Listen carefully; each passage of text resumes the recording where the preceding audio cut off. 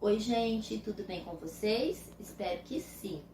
Esse é mais um dos vídeos da série Pandemia. Você sabia que o coronavírus danifica as células do nosso cérebro? E qual é a relação disso com as sequelas do Covid-19? E em crianças, como isso ocorre? Através de algumas imagens, nós vamos ter essa percepção. Ainda nesse vídeo, vocês vão poder conhecer um casal que vai nos contar tudo o que eles vivenciaram em consequência de sequelas do Covid-19 com o seu filhinho de 5 anos. Fique comigo para você ver. As imagens são meramente ilustrativas, não é uma foto, nós sabemos disso. Mas dá para percebermos através dessas imagens o vírus entrando em contato com o cérebro. Conforme pesquisas científicas, o vírus não se replica dentro dos neurônios, mas provoca uma resposta inflamatória sistêmica que é a causa dos danos nas células neurais. A resposta disso são as sequelas. Algumas das sequelas são fadiga, falta de ar, dor de cabeça, dores musculares, queda de cabelo, perda de paladar ou olfato temporária ou duradoura, dor no peito, tontura, tromboses, palpitações, depressão, ansiedade, dificuldades de linguagem, raciocínio e memória. Nessa imagem, nós podemos ver o cérebro e suas funções.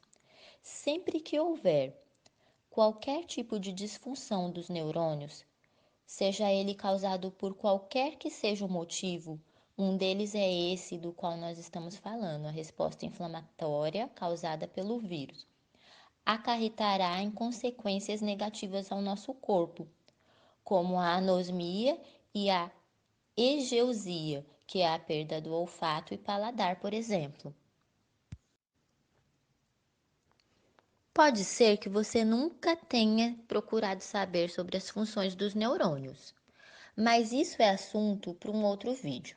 Resumidamente, os neurônios são sensores que captam estímulos externos e levam para o cérebro transformar em sensações, movimentos corporais, sentimentos e emoções, ok?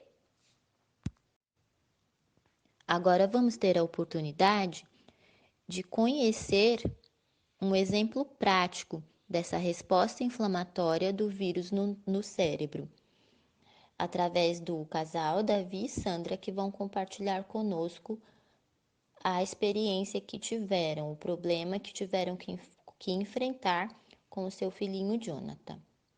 Davi e Sandra são pais da Sofia e do Jonathan. Ele ficou internado de 9 a 19 de agosto. Antes de ele ficar internado, tivemos alguns episódios, não exatamente na mesma sequência, mas umas 2 semanas atrás, antes do dia 9 de agosto, ele teve um episódio de diarreia.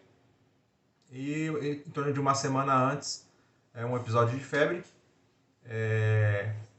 acompanhado de uma dor de garganta, mas não com inflamação confirmada, né? E essa febre passou e não era realmente nenhuma inflamação na garganta. Quando foi no sábado, do dia 7 para o dia 8, ele não dormiu com dor, a gente não conseguiu identificar como era. O Jonathan ainda tem 5 anos, então ele às vezes não sabe expressar bem o que ele sente. E aonde está doendo, né? Você perguntava para ele, não sabia explicar onde estava doendo. Ele só reclamava um pouco de sentir dor nas pernas. Ele falava, tá doendo as pernas. Aí na segunda noite, que foi de 8 para 9, a gente conseguiu identificar que a dor era atrás do joelho. Pelo menos ele dizia isso e, na verdade, depois, quando ele foi para o hospital no dia 9, ele ficou, os 10 dias que ele ficou internado, ele ficava com o joelho dobrado, com dificuldade de andar e com dificuldade de esticar a perna. E dia 9, a Sandra levou ele no hospital apenas para ver o que poderia ser e tal. Ele ficou realmente do dia 9 até ao dia 10, dia 9 até o dia 19 internado, né? Fazendo uma série de investigações. Entre as investigações, se ele tinha meningite, então foi retirado o líquor. Também foi feita investigação em relação ao Covid por padrão e, por nossa surpresa, ele tinha anticorpos. Eu tive Covid em março deste ano e somente eu que tive poucos sintomas e somente eu que tinha feito o exame. E ninguém teve sintoma, a não ser esses sintomas que o Jonathan teve mais recente. Os médicos, diante disso, até descartar a meningite, ficamos isolados, a Sofia também não foi para a escola. E depois descartaram meningite, continuaram investigando, ele fez uma série de exames de sangue, exames de urina, tomografia, ressonância magnética da cabeça, tomografia da cabeça, tomografia do joelho. Foi uma série de exames aí, exames de sangue para ver se por acaso os sintomas que ele estava tendo, porque até então descobriram que o líquor estava com uma pequena variação, o que indicava que ela estava com uma inflamação, mas baixa, porque eles disseram que foi pego no início, então estava bem baixo o nível. Aí eles queriam saber se ele, por exemplo, teve contato com crianças com catapora, com rubéola, ou até com alguma pessoa que tivesse herpes, porque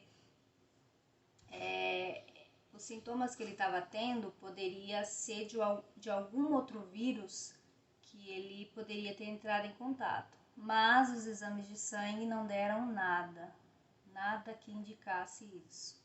Outra coisa que eu lembro que eles perguntaram também se ele tinha sido picado por algum inseto, né? Eles também perguntaram se ele teve em algum sítio, em alguma chácara, se a gente notou que ele teve, acho que encontrou algum carrapato nele, poderia ser doença do carrapato, mas eu disse que não, que ele não teve, não tinha nada, nenhuma picada nele, então também foi descartada essa. Porque assim, como não sabia da onde que vinham esses sintomas que ele tinha, então eles investigaram tudo. O que eles puderam investigar, eles iam investigando para tentar descobrir, até baterem nessa Guillain-Barré. E no começo, inclusive, como a suspeita era de meningite, ele começou a tomar medicação para meningite. Antibióticos, né? Antibiótico, remédio para dor. Na noite que antecedeu a noite que a gente levou para o hospital, ele não dormiu de dor. A Sandra deu, acho que, o ibuprofeno, paracetamol, né? Não, eu dei só paracetamol. Só paracetamol. E já tinha dado 2 vezes, a dor não passava. Realmente nós não dormimos, ele também não dormiu. E um tempo que ele ficou no hospital, uns 10 dias, ele tomou remédio para dor. No primeiro momento ele tomou Tramal e no final ele tomou... No final ele estava com dipirona. Dipirona, Dipirona, e realmente essa mudança aí de remédio mudou bastante ele, porque com o Tramal ele teve uma série de episódios de vômito, não conseguia comer direito.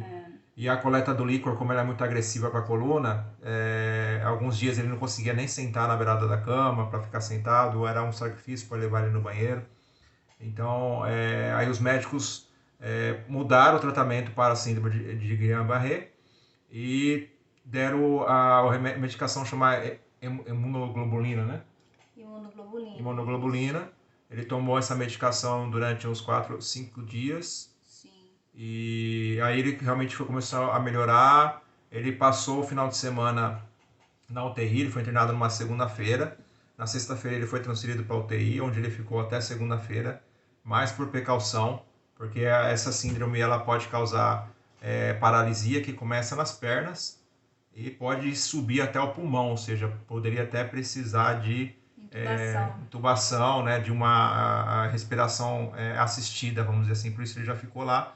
Mas foi um final de semana até que tranquilo, na UTI. Na segunda-feira ele voltou para o quarto, já com a mudança também de medicamento. E ainda nos últimos dias ele ficou até a quinta-feira no hospital. Então ele foi internado na segunda-feira de uma semana e recebeu alta na quinta-feira da outra semana. No começo dessa segunda semana também a fisioterapeuta começou a tentar fazer algo com ele, mas ele já estava traumatizado de tanta medicação na veia, de tanto furarem ele. E a perna ainda ele reclamava muito de dor, de esticar, ele ficou 2 semanas com a perna dobrada, ele não conseguia esticar a perna. As últimas vezes que levamos ele para o banheiro, a gente levava ele no colo às vezes, com uma certa dificuldade, porque ele não conseguia apoiar os pés. Mas no finalzinho ele já estava começando a melhorar, mas a fisioterapeuta não quis pegar muito no pé dele. Então ele ainda recebeu alta, ainda fazendo exames para saber se era reumatismo. Algumas coisas nós pegamos resultado agora mais recente e nós vamos fazer acompanhamento ainda com o pediatra. Foi recomendado que ele fizesse fisioterapia, resolvemos também fazer hidroterapia, até porque quando ele saiu do hospital ele não conseguia ficar em pé, então a gente ficou preocupado de ele de repente fazer algum impacto. Nós providenciamos uma cadeira de roda para quando ele voltasse. Graças a Deus ele usou essa cadeira de roda um pouquinho até acho que o sábado. No domingo ele já estava conseguindo andar sozinho, sem ninguém ajudá-lo. Ele ainda segue fazendo tratamento, fisioterapia, hidroterapia, e segue melhorando, mas ainda não está 100%. Esse período que ele ficou com a perna dobrada acabou encurtando um pouco um dos nervos das pernas, mas os exercícios estão fortalecendo ele, né, tanto no sentido de dobrar e esticar as pernas, no sentido também de abrir e fechar as pernas. Então, graças a Deus ele está melhorando, estamos fazendo acompanhamento. O pediatra dele pediu ainda mais alguns exames, pediu para olhar todo o prontuário médico, a gente já tirou, foram 100 e poucas páginas do acompanhamento dele enquanto ele esteve no hospital. Ele pediu mais alguns exames de sangue e pediu um eletrocardiograma, né? E esse eletrocardiograma ele já fez. A médica que fez viu que na verdade, acho que não foi um eletrocardiograma, foi um ecodoppler cardiograma. É um mais avançado, mais completo. É um ultrassom do coração, isso. É algo mais... Eles veem o batimento também, porque o coraçãozinho dele está um pouco acelerado. Mas é algo que é natural pós-Covid. Então a gente não sabe ainda quando é que ele teve Covid, até um período da internação. Nós ficamos isolados no hospital, porque poderia estar com Covid ativo ainda, mas isso foi descartado. Ele realmente teve Covid em algum período, pode ter sido um mês antes, como pode ter sido mais tempo antes. Não precisaram isso. Então, agora já, graças a Deus, ele está melhor. Ainda segue fazendo acompanhamento com o pediatra, segue fazendo fisioterapia, mas já está andando normal, já ameaça dar uns pulinhos, fazer uns movimentos um pouco mais agressivos, e graças a Deus hoje ele está bem, não está tomando remédio. Quando ele voltou do hospital já, após 10 dias, acho que ele tomou remédio para dor talvez uma noite, que a gente suspeitou, mas acho que ele acordou mais com dor. Nem com dor, ele acordou acho que um pouco mais lembrando daquele período de hospital, acordou um pouco assustado, mas graças a Deus ele está normal, a perna dele está esticando bem. E se era ou não a síndrome, nós não sabemos. O que a gente sabe é que ele já melhorou, e se for uma síndrome nele foi muito superficial, não evoluiu para uma paralisia. Até isso foi um pouco contraditório no hospital.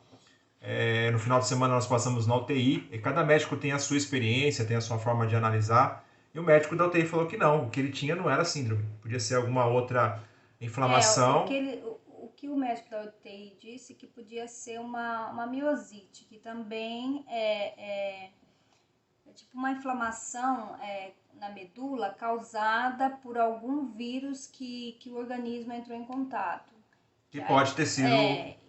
E essa miosite, ela ataca, é uma inflamação na medula que aí ataca os músculos da pessoa, entendeu? Aí vai enfraquecendo a ponto da pessoa paralisar e não conseguir andar. E principalmente a musculatura da perna. É isso aí. Então, a história do Jonathan ainda continua mais um pouquinho, mas graças a Deus cada dia ele está melhor. ainda segue com a fisioterapia, com a hidroterapia, mas depois que ele saiu do hospital só foi melhora dia a dia. Então ele já está se alimentando bem, né? Já está mais forte a nível geral, né? Tanto o movimento de braços quanto de perna. No final, 10 dias parado numa cama, acaba qualquer pessoa que perde a musculatura, né? Então ele também perdeu. Mas já está indo para a escola já há 2 semanas. E então, graças a Deus, hoje ele está bem. Agradecemos aí a atenção de vocês e a participação nesse vídeo. Um abraço. Um alerta que a gente faz é assim, preste atenção na criança, porque assim, existe a dor de crescimento? Existe, mas não é uma dor assim absurda a ponto da criança não conseguir dormir à noite, acordar aos prantos dizendo que a perna tá doendo. E assim, eu medicava ele com paracetamol e só fazia efeito por 3 horas. Depois de 3 horas ele começava a chorar de novo, compulsivamente de dor. E assim, foram 2 dias assim, e no terceiro dia, que foi na segunda, deu um clique, sabe? Eu pensei, bom, não pode ser dor de crescimento essa dor, né? A criança não vai reclamar desse jeito.